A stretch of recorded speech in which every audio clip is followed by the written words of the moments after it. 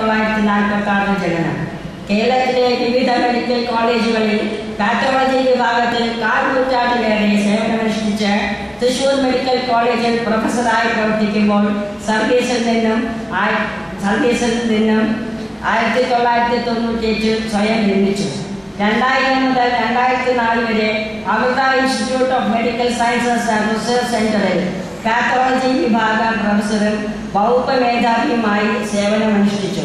കുറച്ചുകാലം നേപ്പാൾ മെഡിക്കൽ വിദ്യാഭ്യാസ വകുപ്പിലും പ്രവർത്തിച്ചു.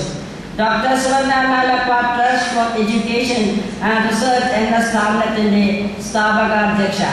വൈദ്യശാസ്ത്ര ജേർണലുകളിലും ആനുകാലിക പ്രസിദ്ധീകരണങ്ങളിലും നിരവധി ലേഖനങ്ങൾ, വിവിധ മേഖലകളിലായി 23 ഗ്രന്ഥങ്ങളുടെ രചയിതാവ്. കേവലം 8 വയസ്സുള്ളപ്പോൾ ആദ്യത്തെ ഗ്രന്ഥരചന. ഞാൻ ആവർത്തിക്കട്ടെ, കേവലം 8 വയസ്സുള്ളപ്പോൾ ആദ്യത്തെ ഗ്രന്ഥരചന. ഭഗവത്ഗീത, ബ്രഹ്മസൂത്രം, 12 ഉപനിഷത്തുക്കൾ എന്നിവയ്ക്ക് വ്യാഖ്യാനങ്ങൾ. ഇന്ത്യൻ ആൻഡ് വെസ്റ്റേൺ അസ്ട്രോണമിയെ കുറിച്ചുള്ള താരതമ്യ പഠനം. മ്യൂസിക് തെറാപ്പിയിൽ പ്രത്യേക താല്പര്യം. ആരോഗ്യ സംരക്ഷണത്തിലും രോഗശാന്തിയിലും സംഗീതത്തിന്റെ മാസ്മരിക സ്വാധീനം വെളിപ്പെടുത്തുന്ന ഒട്ടനവധി ഗ്രന്ഥങ്ങൾ. വ്യത്യസ്ത മേഖലകളിൽ തനതായ സംഭാവനകൾ നൽകി കലയെയും സാഹിത്യത്തെയും പുഷ്ടിപ്പെടുത്തിയ ഡോക്ടർ സുവർണ നാലപ്പാടിനെ നിരവധി പുരസ്കാരങ്ങൾ തേടിവന്നിട്ടുണ്ട്. ഡോക്ടർ സുവർണ നാലപ്പാട് എന്ന ബഹുമുഖ വ്യക്തിത്വം, ഞാൻ നേരത്തെ പറഞ്ഞ പോലെ ജീനിയസ്, ഈ പറഞ്ഞത് ഇതിലപ്പുറവും എത്രയൊക്കെയോ ആണ്. വാക്കുകൾക്ക് എപ്പോഴും ഒരു പരിമിതി ഉണ്ടല്ലോ, അത് മുഴുവനും നമ്മുടെ ആശയം മുഴുവനും പ്രകടിപ്പിക്കാൻ സാധിക്കുകയില്ല. ഡോക്ടർ സുവർണ നാലപ്പാടിനെ മുഖ്യ പ്രഭാഷണത്തിനായി ഞാൻ സാദരപൂർവ്വം സസന്തോഷം വേദിയിലേക്ക് ക്ഷണിക്കുന്നു.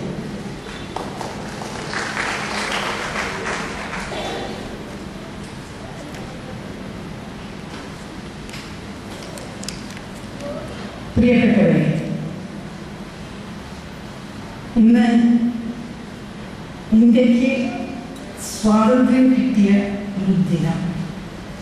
സ്വാതന്ത്ര്യം എന്ന് പറഞ്ഞാൽ നമുക്ക് എന്തും പറയാനും എന്തും ചെയ്യാനും അനുവദിക്കുന്ന ഒന്നാണോ എന്നുള്ള ചോദ്യം നമ്മളെല്ലാവരും, സാധാരണക്കാരും പത്രപ്രവർത്തന രംഗത്തോ അല്ലെങ്കിൽ ഓഫീസുകളിലോ എല്ലാം പ്രവർത്തിക്കുന്നവരും എല്ലാവരും ഒന്നിരുന്ന് ആലോചിക്കുക. പ്രത്യേകിച്ച് ഭരണാധികാരികളും എഴുത്തുകാരും ഒക്കെ ഒന്ന് ആലോചിക്കേണ്ടതാണ് എന്നാണ് എനിക്ക് എപ്പോഴും എല്ലാവരോടും പറയാനുള്ള ഒരു സംഗതി.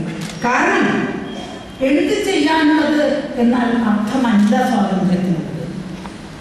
നമുക്ക് നമ്മളുടേതായ എന്റെ സ്വാതന്ത്ര്യം മറ്റൊരാളുടെ സ്വാതന്ത്ര്യത്തെ വിഹരിക്കാത്ത രീതിയിൽ കൊണ്ടു നടക്കാനുള്ള ഒരു കഴിവ്, അതാണ് ഒരു സമൂഹ ജീവിയായ ഒരു മനുഷ്യനെ സംബന്ധിച്ചിടത്തോളം ഏറ്റവും വലിയ കാര്യം.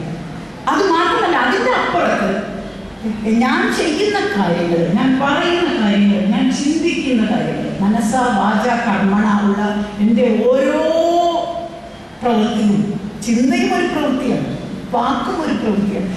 ഓരോ പ്രവൃത്തിയും, മനസ്സാ വാച കർമ്മണ ഓരോ പ്രവൃത്തിയും മറ്റൊരാൾക്ക് ഉപകാരം വരുന്ന രീതിയിൽ, മറ്റൊരാൾക്ക് ഉപദ്രവം വരാത്ത രീതിയിൽ ആകാൻ സവിശേഷമായി ശ്രദ്ധയോടുകൂടി പ്രവർത്തിക്കുന്ന ഒരു വ്യക്തിക്ക് മാത്രമേ സമ്പൂർണ്ണ സ്വാതന്ത്ര്യം ലഭിച്ചു എന്ന് പറയാനാവുകയുള്ളൂ. അങ്ങനെയുള്ള വ്യക്തികൾ ഒരു രാഷ്ട്രത്തിന്റെ പ്രജകളാണെങ്കിൽ, പൗരന്മാർ, പ്രജകളുടെ പൗരന്മാർ എന്നാണ് ഇന്നത്തെ വാക്ക്, അങ്ങനെയുള്ള പൗരന്മാരാണ് ഒരു രാഷ്ട്രത്തിലുള്ളതെങ്കിൽ, അങ്ങനെയുള്ള ഭരണാധികാരികളാണ് ഒരു രാഷ്ട്രത്തിലുള്ളതെങ്കിൽ മാത്രമേ ആ രാഷ്ട്രത്തിന് ശരിക്കും സമ്പൂർണ്ണ സ്വാതന്ത്ര്യം ലഭിച്ചു എന്ന് നമുക്ക് പറയാൻ സാധിക്കുകയുള്ളൂ.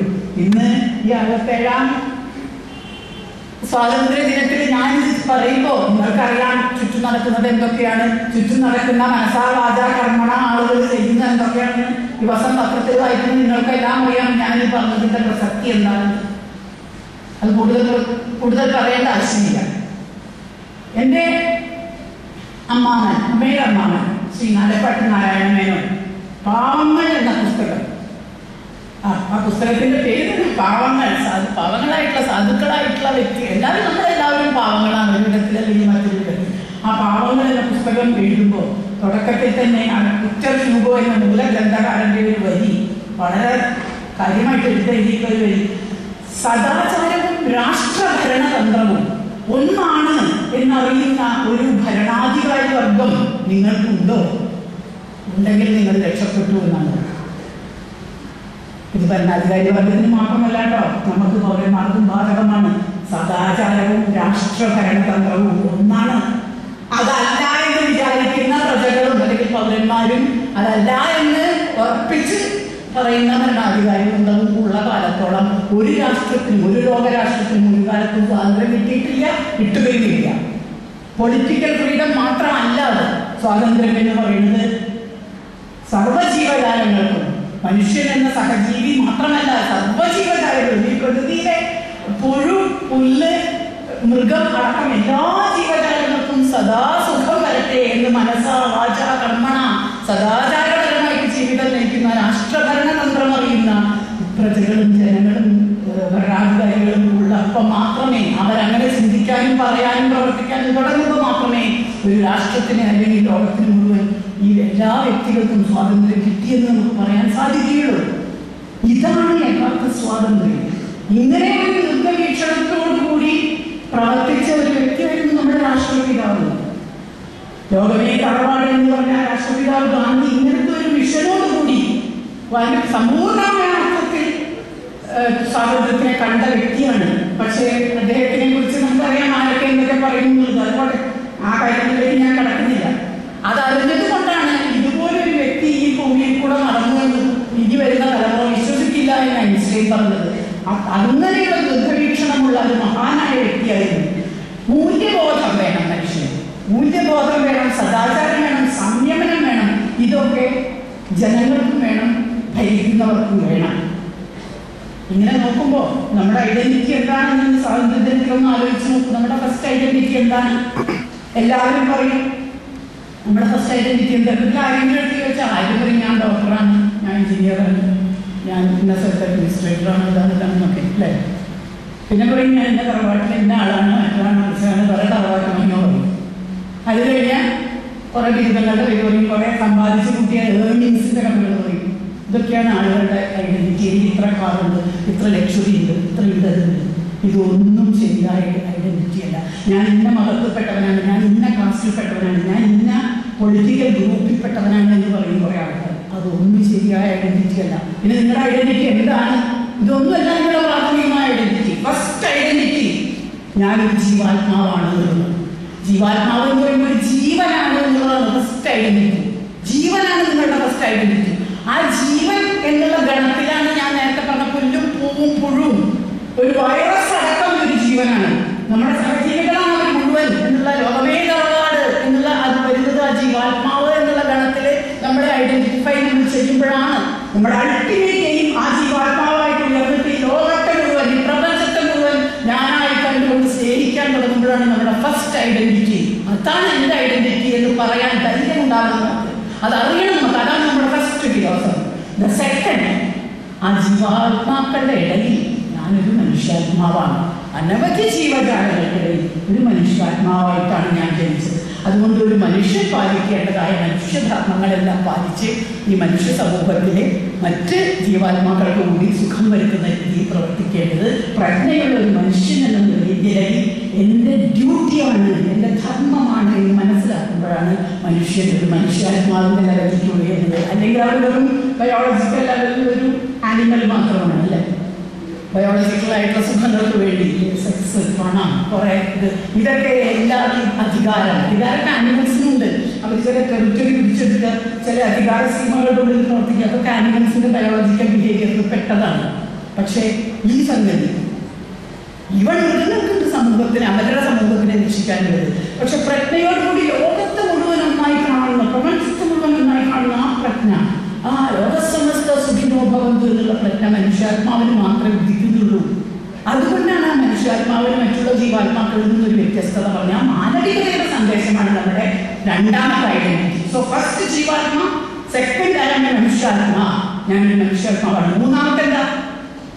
എൻ്റെ എല്ലാ സ്വാതന്ത്ര്യവും ഇവിടെ ഞാൻ ഈ സംസാരിക്കാനും പറയുന്നു കാണിക്കാനുള്ള എല്ലാ സ്വാതന്ത്ര്യവും എനിക്ക് കിട്ടിയിട്ടുള്ളത് ഇന്ത്യ എന്ന സ്വതന്ത്ര രാഷ്ട്രത്തിന്റെ ഹിമാലയ മുതൽ കന്യാകുമാരി വരെ നീണ്ടു കിടക്കുന്ന ഈ ഇന്ത്യൻ പൗരത്വമാണ് എൻ്റെ മൂന്നാമത്തെ identity. I am an Indian എന്ന് പറയുന്ന എത്ര ഇന്ത്യക്കാരുണ്ട് ഇവിടെ? ഐ എം എ ഡോക്ടർ എന്ന് പറയും, ഐ എം എൻ എഞ്ചിനീയർ എന്ന് പറയും, ഐ എം എൻ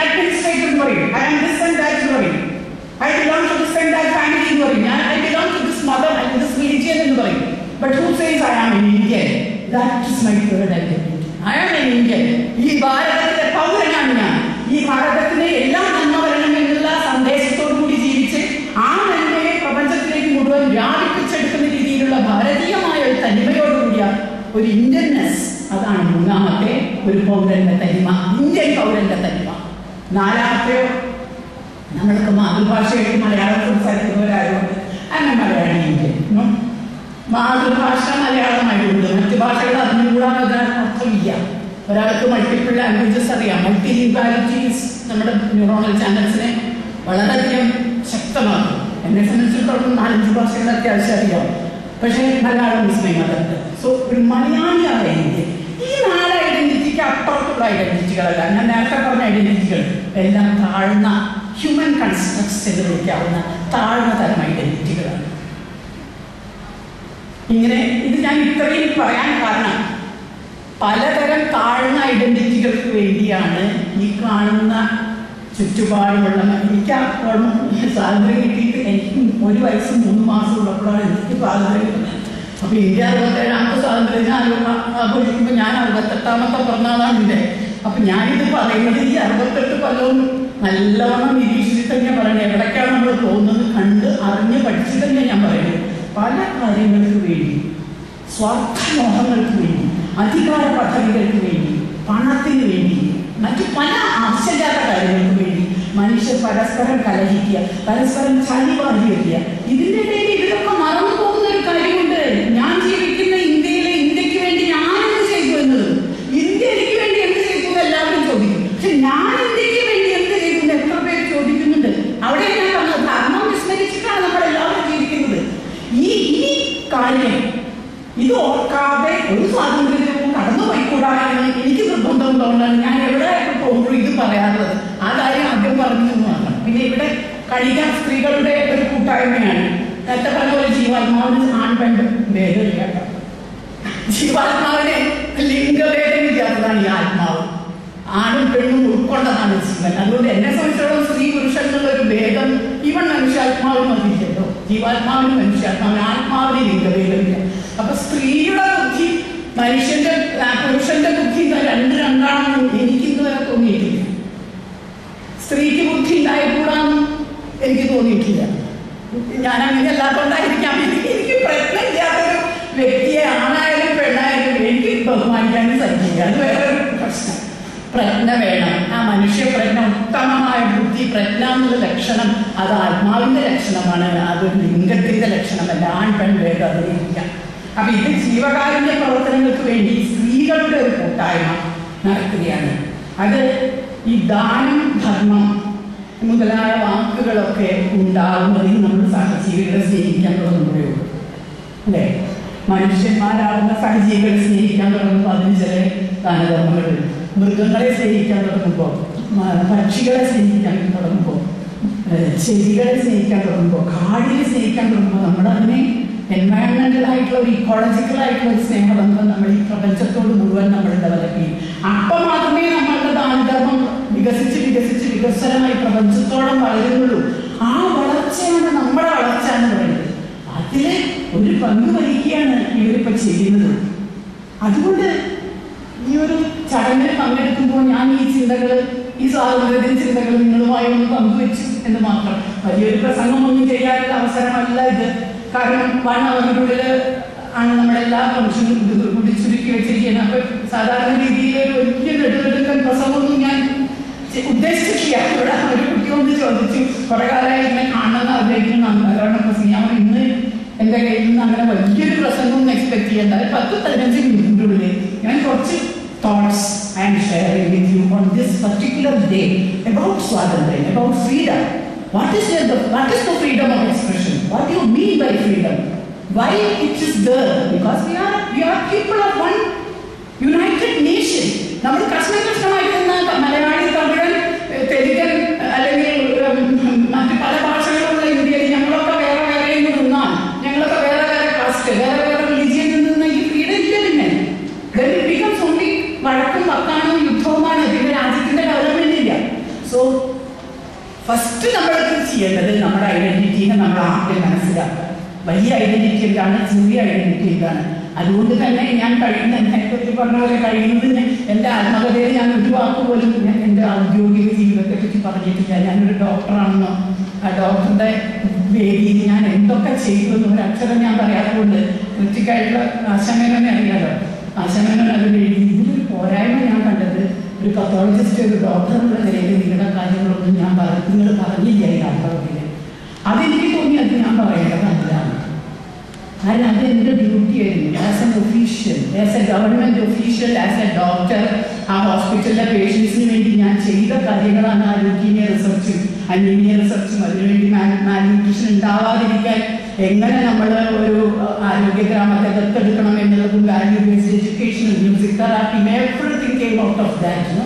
അതിൻ്റെ ഫിലോസഫിയാണ് ഈ ബുക്ക് രൂപത്തിൽ പുറത്തു വരുന്നത്. ഞാൻ ചെയ്ത കാര്യങ്ങളല്ല, ആ ചെയ്ത കാര്യങ്ങളിലേക്ക് ഞാൻ എത്തിച്ചേർന്ന ഈ അനുഭവങ്ങളല്ല. ഫോർ എക്സാമ്പിൾ, ഞാനിപ്പോൾ ഇവിടെ ഹിമോഫീലിയ ക്ലിനിക്കിനെ പറ്റി പറയാൻ മെഡിക്കൽ കോളേജ് ബ്ലഡ് ബാങ്കിൽ 3.5 കൊല്ലം സർവീസിലിരുന്നപ്പോൾ അവിടെ ഹിമോഫീലിയക്കാർ ഒരുപാട് വരുമായിരുന്നു ബ്ലഡിന് വേണ്ടിയിട്ട്. കൂട്ടത്തിൽ ഒരു വ്യക്തി അബ്ദുൾ മജീദ് എന്നാണ് പേര്. അദ്ദേഹം ഒരു അധ്യാപകനാണ്, വയനാട്ടിൽ നിന്ന് വരുന്ന ഒരു അധ്യാപകനാണ്. അദ്ദേഹത്തിൻ്റെ 2 കുട്ടികൾക്കും ഹിമോഫീലിയയായിരുന്നു.